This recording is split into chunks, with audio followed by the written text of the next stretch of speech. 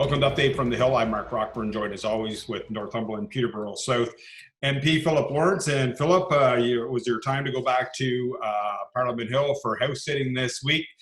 How was the atmosphere this week on the Hill with the fact that there was a little pushback from the opposition this week and the Liberal government wasn't able to pass some bills that they were hoping to be able to push through the government? Yeah, so I mean, I just personally, I always enjoy my time up there in Ottawa, and that's just an absolutely fantastic part of the job. Is to and every time I go up there, I just look at the Canadian flag on top of Center Block, and it just always an awe moment. It's just inspiring, and then being able to get up in the House and speak on behalf of our citizens is another tremendous honor and really humbling. And I had the opportunity to give a little bit of a speech on the benefit of seniors and what a great benefit they have to our community. And so really enjoyed that, and then had a little bit of fun in question period too, which we can talk about later. But and overall, the mood was in my mind how it should be: respectful, but we are all there from different parties because we have different ideas. We all want Canada to be great, but it's the distillation, it's the debate that makes Canada great. It's having 150 years of debate and discussion and seeing which ideas win in the battlefield of ideas that makes this country so fantastic. So it was nice to return to that, and we had very different perspectives, all the parties, but it's that, like I said, that distillation and that debate that creates the best solutions for Canada. Has there been any, before we get into talking about the bill that was defeated and the ramifications of that and what didn't get passed, has there been any movement on the government side to possibly open up and have more conversation and have more debate within the House this week? I know that there's always backroom talking between the whips of all the parties to try to resolve some issues. Yeah, and all parties are working right now to get this resolved, and I believe completely that all parties are interested in getting monies to peoples with persons with disabilities. So I mean, that's critical, and I think that's on the top of everyone's list. And but I just want to clear something out, because I actually got a call, and I was actually disgusted by how the Liberals handled things. They tried to use a pawn persons for disability. They could have given that $600 to that very important, very vulnerable group 4 months ago, and they chose not to. And we brought a motion, Mark, to bring this to a regular Parliament, to debate it, to discuss it, to vote it, and to get that money to persons with disabilities. And the Liberals voted it down. It was really quite disgraceful. And then the Prime Minister was just told falsehoods when he got up there and spoke in front of the paper, or in front of reporters. The reality is that these Liberals want to avoid accountability. And it is, like I said, that debate, that discussion, that distillation that makes Canada great. And you know what? We don't agree often with the NDP, but I actually thought that Jagmeet Singh made some great points in Parliament, including the fact that the way that the disability benefit was currently drafted would actually shut out a large portion of people with disabilities from receiving those funds. And so it's that discussion, it's that the debate that makes these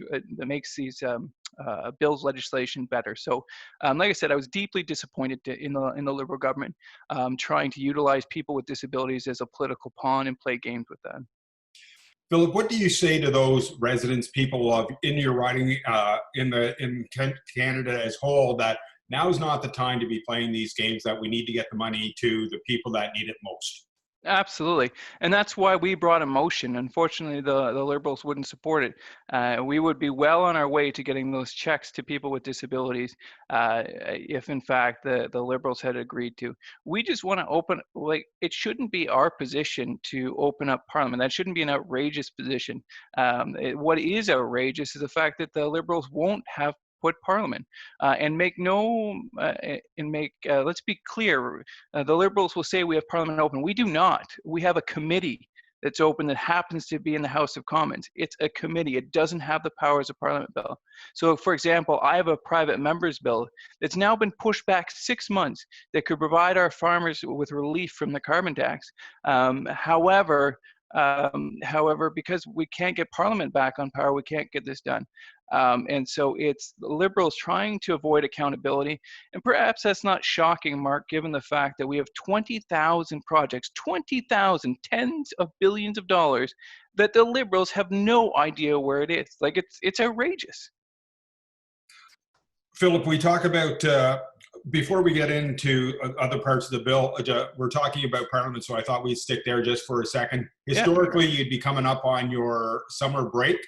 Is that still occurring, or will Parliament sit through the summer, or what you're calling sitting, I guess, right now through the summer? They're going to have a couple, 3 sessions where we have the ability to ask limited questions in a limited time in a virtual atmosphere. And so my thought process, Mark, and this is not the Conservative Party, this is Philip Lawrence speaking, is that, look, I was elected, I'm being paid by our constituents. I didn't go to Ottawa to do the work that they put me in power to do over the last 3 or 4 months. Well, guess what happens to be 3 or 4 months, or at least 2 or 3, summer. So I'm more than willing, in fact, I'd love to be in Ottawa and get Parliament back in session and get the work. And quite frankly, we have more work than we've probably had since the 2008 crisis to get done. We need to get this economy back rolling, because if we don't, we've got a huge bill to pay, and we need the economy running to pay it. Philip, also included in the bill that got defeated this week was other measures such as a CERB snitch line for people to call in and snitch out individuals they may know that are getting the CERB unlawfully. Obviously, the disabled pay. There was the expansion of the wage subsidy program to include seasonal workers, and also changes to the CERB itself to get those people that maybe low-income jobs to take those jobs rather than staying on the CERB. So why lump everything together? Why not take out the disabled pay and deal with the others at a different time? Because it seems like that is where we're possibly headed, and when it comes back onto the floor again next week. Yeah, and that's another reason why we should have full Parliament back, because when we have full Parliament, we can make amendments, we can make discussions, we can agree on certain parts and disagree on other parts and put those aside. I think all parties, including, of course, ours, were in favor of enhancing the amount of money that we gave to persons with a disability, right? And that's why we brought that motion to bring Parliament to get that money to folks with disabilities to them immediately.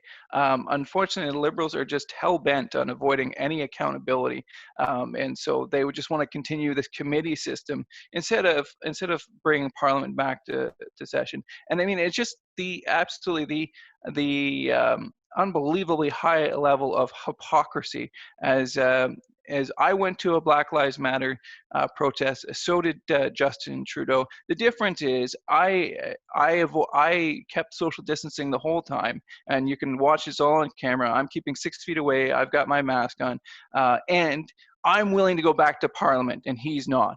So how he can be in a group of tightly packed 7,000 people and say that somehow that is okay, however, not going into Parliament with 338 people in a large room, and in fact, it wouldn't be 338. It'd be 40 or 50 or even up to 80. You can get 2 meters apart. It's just absolutely hypocrisy.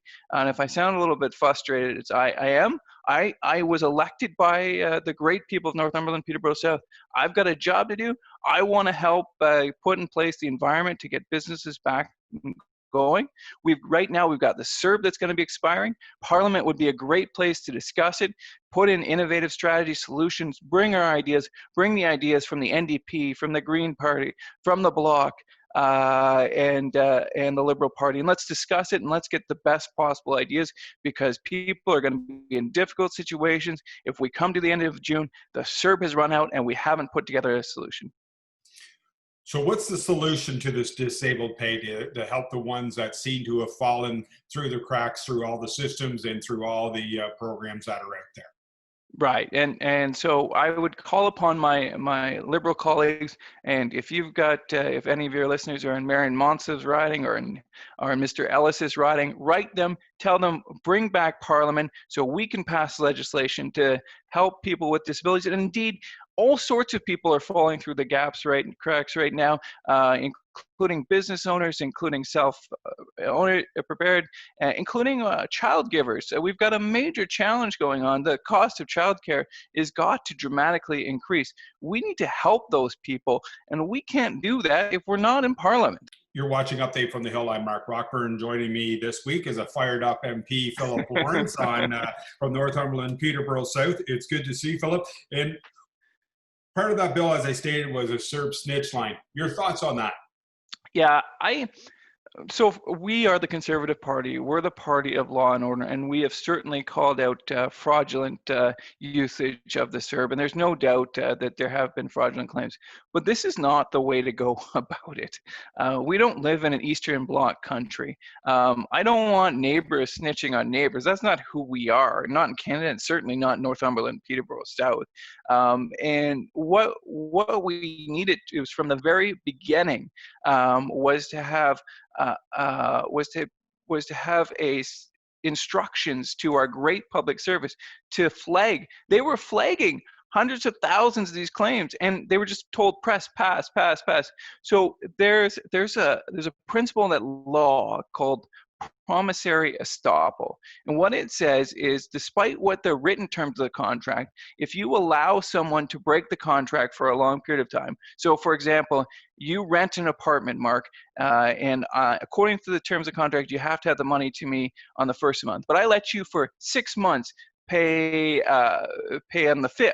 I can't firmly enforce that you have to pay the first or you're evicted. Of course, there's all sorts of law for tenant protection, but just this follow the concept. And for the government to basically, and the ministers just give a green light, and even the prime minister say, anybody who wants to serve, come and get it. And now to come back retroactively and say, well, jeepers, you guys are all crooks for taking this money, I mean, I think is unfair. Like I said, we want to make sure that money doesn't get wasted, but that can be done through existing laws. This is really just another case of liberal grandstanding, of threatening to put people in jail, good people, and criminalizing law-abiding citizens, just as they've done with gun owners. So. Philip, we're up on our first break. Quick first half of the show. When we come back, we're going to talk about a little bit more on the CERB, about the amount of people that have paid back money already because they applied or received it unfaithfully.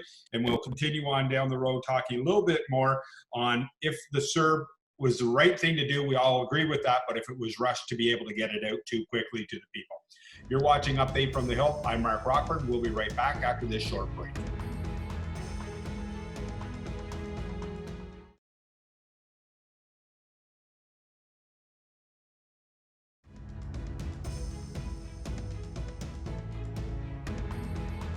You're watching Update from the Hill. I'm Mark Rockburn. Joining me as always is Northumberland Peterborough South MP Philip Lawrence. And Philip, we wrapped up the first section talking about the CERB. We're going to continue on with the CERB and talk about the fact that we talked a little bit about the CERB snitch line, but we're going to talk about now that numbers have come out that over 190,000 people across this country have started paying back some of the CERB money because they received it. They should not have received it in the first place. So I believe that Canadians are some of the most honest people in the world. And so I'm not surprised that where they made a mistake, they are offering to pay that money back. And quite frankly, I think in many of the cases, it's not their mistake. The government did not do a great job of communicating who would get the CERB and who would not. Certainly in the early days, our office was literally fielding hundreds of phone calls, Mark, and we were trying to dispatch as best we could to tell who could pay and who could not. But they literally would change things on a daily basis. I mean, I have to be somewhat fair to be honest with. I mean, it was difficult situations, once in a generation circumstances. So I will give the government a little bit of slack but it took them way too long to sort of put in and explain and communicate. And so for those folks, especially in the early days, who applied and maybe found out later that maybe they weren't eligible, I certainly hope that the government does not take draconian efforts. Either these are good, honest, hardworking Canadians, and if they just didn't understand the qualification criteria and they received that, I mean, sure, maybe make them pay it back, but higher rates of interest, fines, jail time, I don't, I just as a human being, Mark, I don't think that's fair. I mean, if there are fraudsters, if there are people in organized crime who are utilizing this program to make themselves wealthier, sure, throw the book at them, put them in jail. But for the mom who's at home taking care of her kids, like, and maybe she earned $1,050 in a month when she was supposed to earn 990. Like, if we're gonna find that person, we're gonna throw them in jail. I mean, that's not the Canada I know. Philip, I have a scenario for you because I had someone reach out to me to want to ask you this question. The scenario goes that a couple live in the same house. The one individual is on disability pay, so cannot work and is receiving this disability pay. The other individual was working, got laid off, was receiving the CERB, but now can go back to work, but is afraid to go back to work because they will then put their loved one in harm's way because of the fact that they're in a high-risk zone of COVID. What's the message to that individual? Yeah, and so the reality is that the legislation does not really account for that particular scenario. We've had that question directly, and for that individual, I'd love to reach out to them and talk to them and advocate for them. But that's the exact type of example that I would like to have the legislation change, because that person technically would not be allowed to collect CERB because they can go back to work, and that's how the legislation is written. But I disagree with that. I think if in fact you are endangering someone in the vulnerable population, that in fact that you should be entitled to receive CERB. But to be clear, that person right now, as the way the legislation is drafted, would not be entitled to CERB. However, I'd love to talk to them individually, and would love to argue their case to the government. And it's those type of scenarios where, are we really going to fine someone like that? Are we really going to charge them interest or even throw them in jail? Like, it's not the Canada I know, Mark. Oh, Philip, I'll pass the message on to them and get them to reach out to your office directly to get some more information on that and some help on that. But thanks for passing along that answer. Some good news in Ontario, Philip, as they have moved into phase 2 of reopening. A slowly gradual rephase that on the day of this taping is the day that Ontario is open. So some good news for the economy within Ontario. Yeah, and some great air, which hasn't been this long since I was 17, will finally get cut. And so a little bit of humor there, but I am super excited in all seriousness to get our economy back and rolling. This is what really being a conservative is all about. It's about putting in place when things are safe and making sure the vulnerable are protected, but getting that economy rolling. It's so exciting for me to talk to a new business owner, a new entrepreneur who's seeing their business be successful, who's servicing new clients, who's being able to provide for their family because they've come up with a great idea. They're working 14 hours a day, and that's what makes Canada great. And so I'm so excited to see the economy reopen, see people out there. I mean, it's just fantastic to see people again. I actually throw this out to you. I'm not sure. I probably shouldn't be doing this live, but I would love to come in the studio, Mark, and I'll put the hand sanitizer and we can stay 2 meters apart. But would love to go in there because I'm about done with Zoom.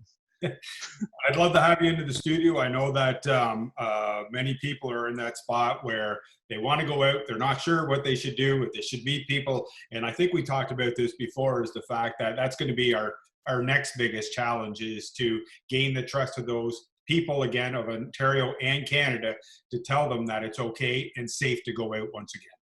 Yeah, I mean, what we can't do is we can't put restrictions that are not realistic in place, right? Like if we, and this is why kudos to the Ford government and to our great MPP David Piccini for opening things up, because if we put false, unrealistic expectations that people are going to be locked up forever, we'll sewer the economy, and people just won't listen to it. What we should do is just be responsible, and quite frankly, the people of Northumberland have earned that right.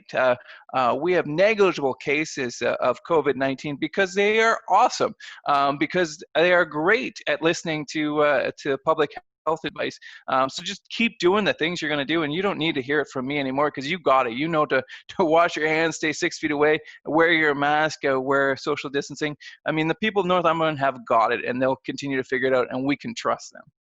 I posed this question to MPP David Piccini earlier this week, and I'll pose it to you as well. So does the MP make an appointment to the barber to get in there to get his hair trimmed up?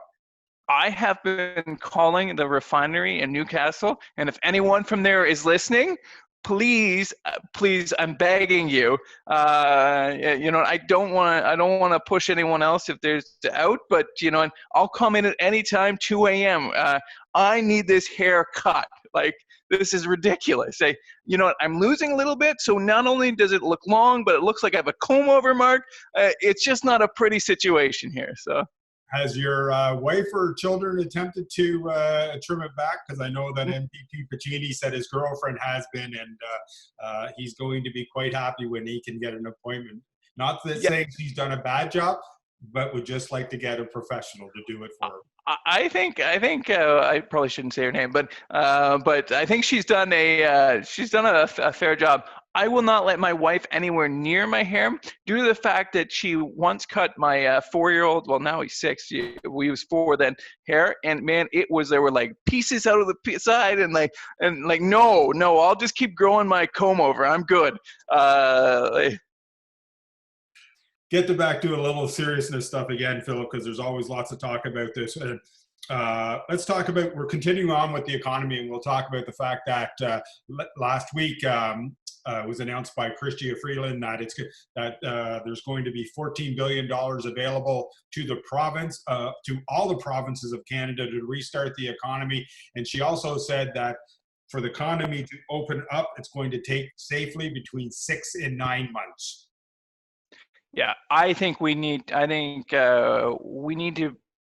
be faster than that, and we can do that intelligently. And like I said, the people in Northumberland have certainly earned that right. The business owners need to be back and operating. They can't wait 9 months.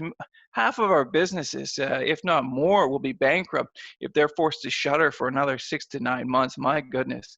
And so we need to be better than that, and we can do that responsibly by making sure we abide by the social distancing, all those good things. But let's get this economy up and rolling. The other thing I would say is, let's put an investment around, and I know that the Ford government is on this, but like when you think of the cost of shuttering our economy versus the cost of perhaps reinvesting in our long-term care facilities to protect our most vulnerable, like it's a fraction of it, right? So let's divert the resources to protecting our most vulnerable, so we can get that economy up and roaring, right?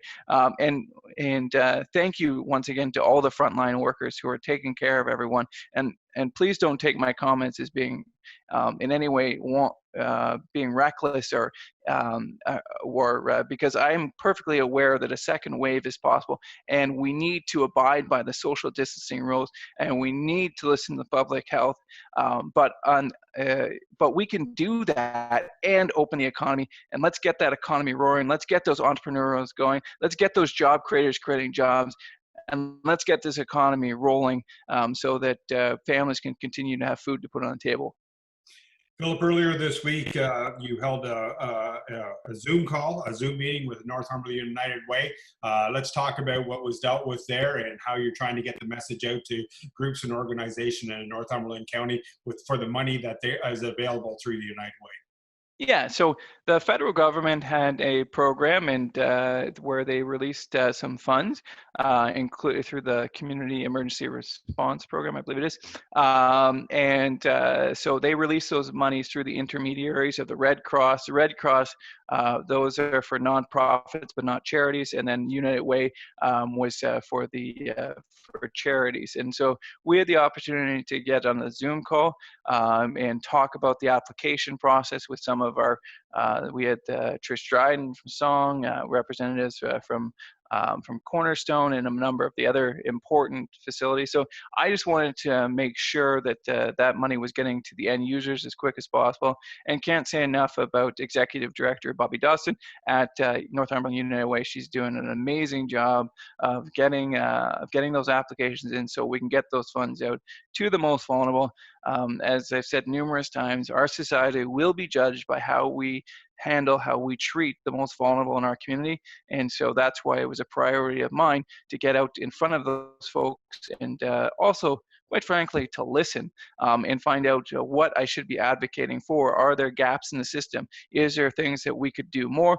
And once again, Mark, we need to get back to Parliament so that I can have my voice heard, so that we can get that money back to those end users, because right now we're obstructing Parliament, which is preventing the most vulnerable in our community getting the support they need. Philip, we have just over a minute left, and Canada Day this year is going to be look a lot different across this country, and especially in this riding where many of the communities have canceled their Canada Day activities and are going virtual. But Philip Lawrence has come up with an idea in which people can display their love for this country. There we go. That's better. We have lawn signs, which we are giving out. You can just go to phipliplawrencemp.ca, and you can put them on your lawn, and so that we can all celebrate Canada Day, as a lot of the celebrations have been canceled, but we can celebrate with our friends and family at home while showing our national pride. And I have to be candid here, Mark, a confession. I actually stole this idea from Krista Freeland, deputy leader of the Liberal Party. But it is also the first and only time that you'll see my name in red and white there, right there. So everybody is working together then. Yes, exactly. So, Philip, thanks for coming on as normal, and I appreciate it for another edition of Update from the Hill. So thank you very much.